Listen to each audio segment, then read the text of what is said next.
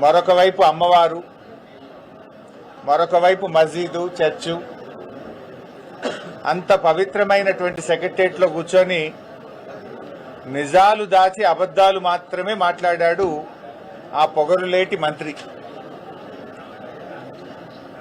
నిన్న ఆయన ఫ్రస్ట్రేషన్ చూస్తూ ఉంటే, ఆయన బూతులు మాట్లాడే విధానం చూస్తూ ఉంటే ఎంత డిఫెన్స్లో పడ్డాడో స్పష్టంగా రాష్ట్ర ప్రజలకు అర్థమైంది. సరకు లేనప్పుడు, సమాధానం లేనప్పుడు తిట్లకు ఎత్తుకుంటారు.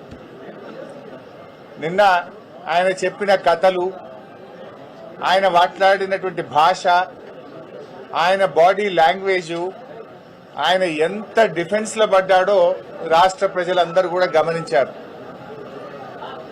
సమాధానం లేదు గనుకనే నువ్వు తిట్ల రాగాన్ని అందుకున్నావు. ఇలా ఈ పొగరులేటి ఒక రాష్ట్ర మంత్రిగా కాకుండా రాఘవ కన్స్ట్రక్షన్ అధినేతగా మాట్లాడినట్టుగా ఆయన మాటలు ఉన్నాయి. ఎంతసేపు సంస్థను కాపాడుకోవాలి, కొడుకును కాపాడుకోవాలి, గొంతు జించుకోనో, తిట్లదండం అందుకోనో, పిట్టకథలు చెప్పో దాని నుంచి బయటపడాలనే ప్రయత్నం తాపత్రయపడ్డట్టుగా స్పష్టంగా కనబడ్డది.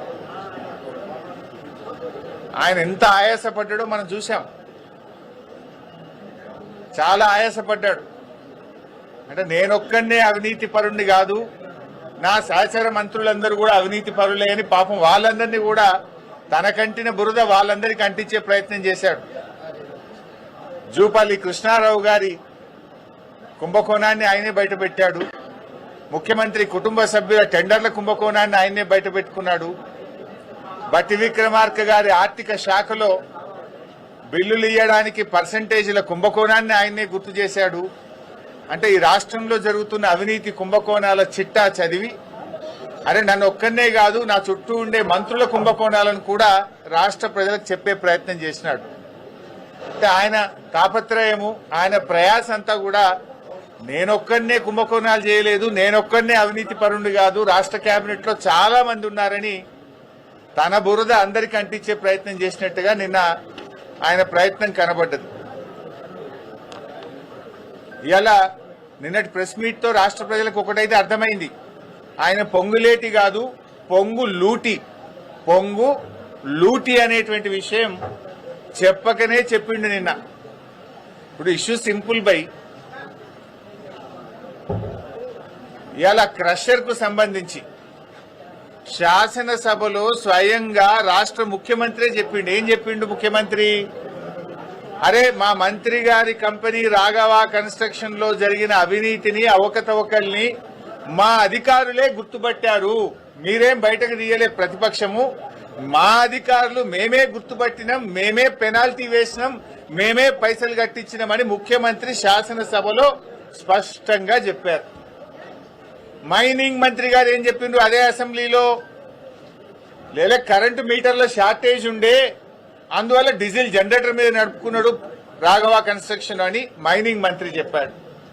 మరి అనుమతులు లేవు కదా అంటే, ఆ అనుమతులు కొద్దిగా లేట్ అవుతాయి కదా, ఢిల్లీకి పొల్యూషన్ కంట్రోల్ బోర్డుకి అప్లై చేసుకున్నాడు రాఘవ కన్స్ట్రక్షన్స్ అని మైనింగ్ మంత్రి చెప్పాడు. అధికారులు ఏం చెప్పారు? ఒక్క అధికారి కాదు, revenue, electricity, pollution control board, mining department, 4 శాఖల అధికారులు మైన్ ఇన్స్పెక్ట్ చేసి, 4 శాఖల అధికారులు ఇది ఇల్లీగల్ మైన్, అనుమతులు లేకుండా నడుపుతున్న మైన్ అని 4 శాఖల అధికారులు రాఘవ కన్స్ట్రక్షన్ కు నోటీస్ ఇచ్చారు. అంటే ఇప్పుడు 4 శాఖల అధికారులు చెప్పింది తప్ప, పొంగులేటి చెప్పింది తప్ప, ముఖ్యమంత్రి గారు నిండు అసెంబ్లీలో చెప్పింది తప్ప, ఈ బాంబులేటి చెప్పింది తప్ప, మైనింగ్ మంత్రి చెప్పింది తప్ప, ఈ పొగరులేటి చెప్పింది తప్ప. ఇవాళ ఆయన సమాధానం చెప్పాలి. శాసనసభలో ముఖ్యమంత్రి, మైనింగ్ మంత్రి ఇద్దరు చెప్పారు ఇది రాఘవకు సంబంధించిందే, మా అధికారులే గుర్తుపట్టారు, రాఘవ మీద కేసులు పెట్టాము, రాఘవ దగ్గర డబ్బులు వసూలు చేసినామని నీ ముఖ్యమంత్రి, నీ మైనింగ్ మంత్రి, నీ సహచరులే చెప్పారు. నువ్వేం బుకాయిస్తున్నావు, అది నాకు సంబంధమే లేదు అని బుకాయిస్తున్నావు. అరే 4 శాఖల అధికారులు పోయి ఒక్కసారి కాదు నీకు 3 సార్లు నోటీసులు ఇచ్చారు. యాక్షన్ తీసుకోమని పొల్యూషన్ కంట్రోల్ బోర్డుకు లేఖ రాశారు. నువ్వు పొగరు తగ్గించుకో, పొగరు లేటి ఇంకా చాలా ఉన్నాయి నీ విషయాలు బయటకు రావాల్సినాయి. శాసనసభలో మరి నువ్వు ఎందుకు లేచి మాట్లాడలే? నువ్వు ఉన్నావు కదా అక్కడనే.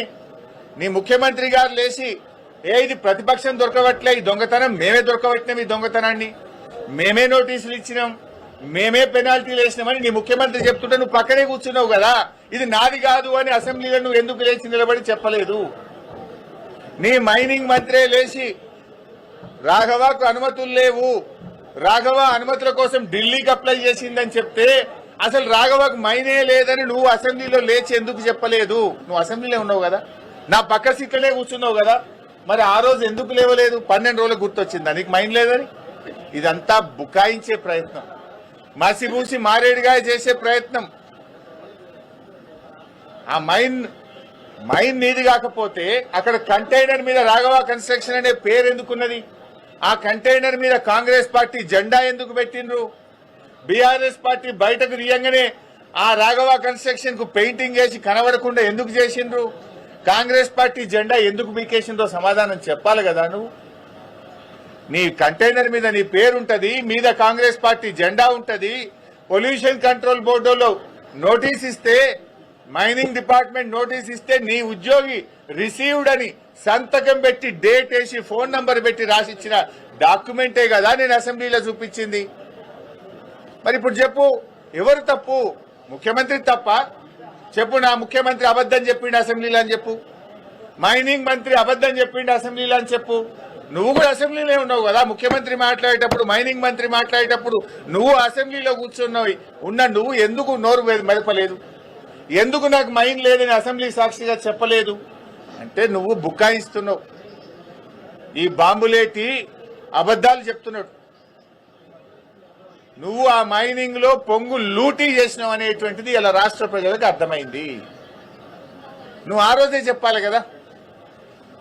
అదేవిధంగా నాదర్గుల్ భూముల విషయం, బీఆర్ఎస్ టైంలో రిజిస్ట్రేషన్ అయిందని ఒక చిల్లర కథ చెప్తున్నావు.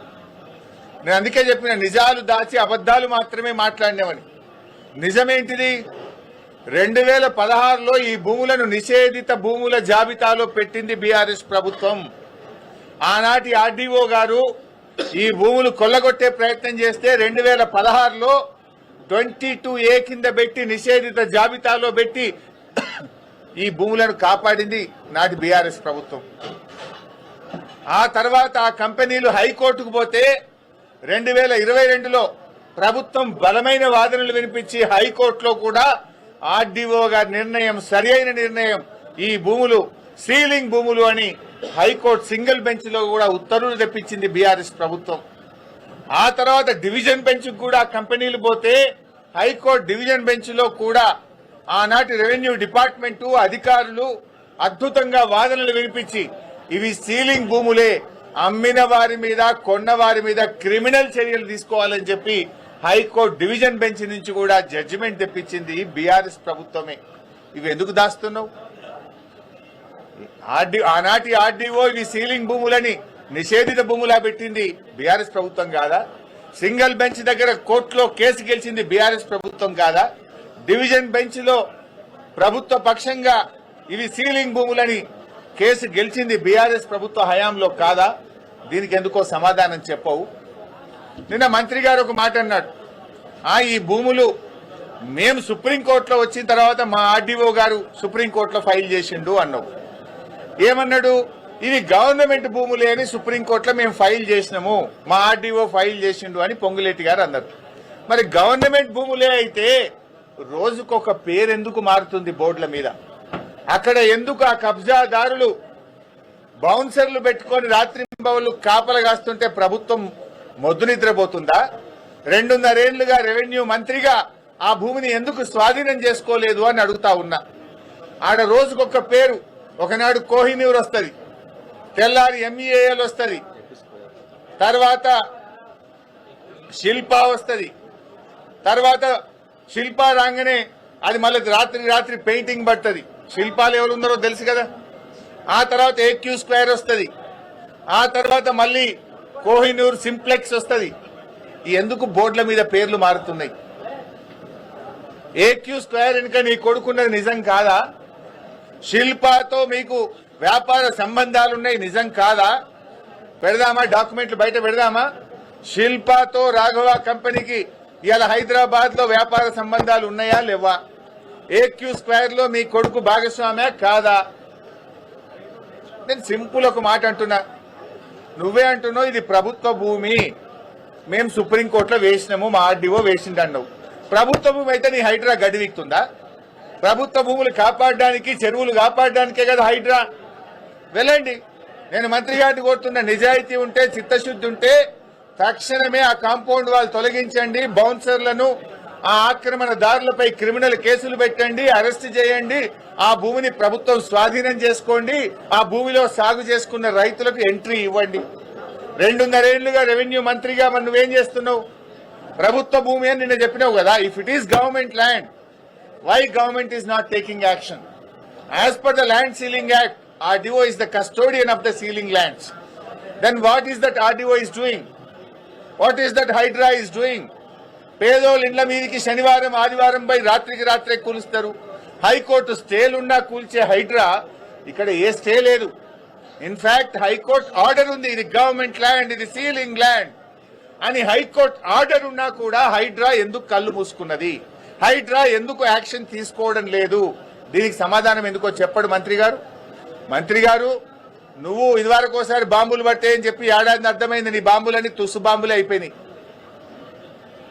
నీ మాటలు విన్నాక రాష్ట్ర ప్రజలకు పొంగులేటి పొగరు దగ్గలేదు, నువ్వు పొగరులేటివి అనే విషయం స్పష్టంగా అర్థమైంది.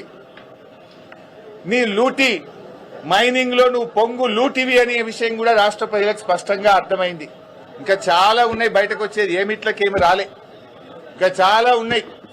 మేము స్ట్రైట్ గా అడుగుతున్నాం, ఇది ప్రభుత్వ భూమి అని ఎప్పుడైతే మీరు చెప్తున్నారో సెక్రటరియట్లో కూర్చొని, అది ప్రైవేట్ ఆధీనుల చేతుల్లో ఉంది. కమాన్, యూ హ్యాండ్ ఓవర్ ఇట్. హైడ్రాను పంపించు, కాంపౌండ్ వాళ్ళు డెమాలిష్ చేయి, ఆక్రమణదారులను, బౌన్సర్లను అరెస్ట్ చేయి, అక్కడ గవర్నమెంట్ భూమి అని పేరు పెట్టి చిత్తశుద్ధి నిరూపించుకో. నంబర్ 1. నంబర్ 2, మైనింగ్ అధికారులే చెప్పినారు, 4 శాఖలు, రెవెన్యూ డిపార్ట్మెంట్, రెవెన్యూ అంటే నీ శాఖనే కదా, ల్యాండ్సే కదా, నీ శాఖ అధికారే పోయి చెప్పిండు ఇది రాఘవాది అని. Revenue, electricity, mining, pollution control board, 4 శాఖల అధికారులు పోయి ఇది రాఘవ అక్రమ మైనింగ్ అని నీకు నోటీస్ ఇచ్చింది. ఆ 4 శాఖల మీద యాక్షన్ తీసుకో. మరి వాళ్ళ తప్ప నీ తప్ప తేలాలి కదా. మరి లేదు, నీ ముఖ్యమంత్రి, నీ మైనింగ్ మంత్రి, నీ సహచర మంత్రి చెప్పిండు కదా ఇది రాఘవది, మేమే దొరకబట్టినాం, మేమే పెనాల్టీ చేసినాం, దొంగను దొరకబట్టినాం, పైసలు వసూలు చేసినామని నీ ముఖ్యమంత్రి చెప్పిండు. మరి ముఖ్యమంత్రి చేత చెప్పి, ముఖ్యమంత్రి అసెంబ్లీలో అబద్ధం ఆడిండని చెప్పి, మరి మైనింగ్ మంత్రితో చెప్పి ఆయన అబద్ధం ఆడిండని చెప్పు. లేదు, నువ్వు క్షమాపణ చెప్పు ఫస్ట్. ముఖ్యమంత్రి, మైనింగ్ మంత్రి అసెంబ్లీలో లేచి రాఘవకు మీటర్లు దొరకలే కనుక డీజిల్ జనరేటర్ మీద నడిపిండు, అనుమతుల కోసం ఢిల్లీకి అప్లై చేసుకున్నాడు, రాఘవకు మన పొంగులేటికి సంబంధమే లేదు అని ముఖ్యమంత్రి అసెంబ్లీలో మాట్లాడిండు.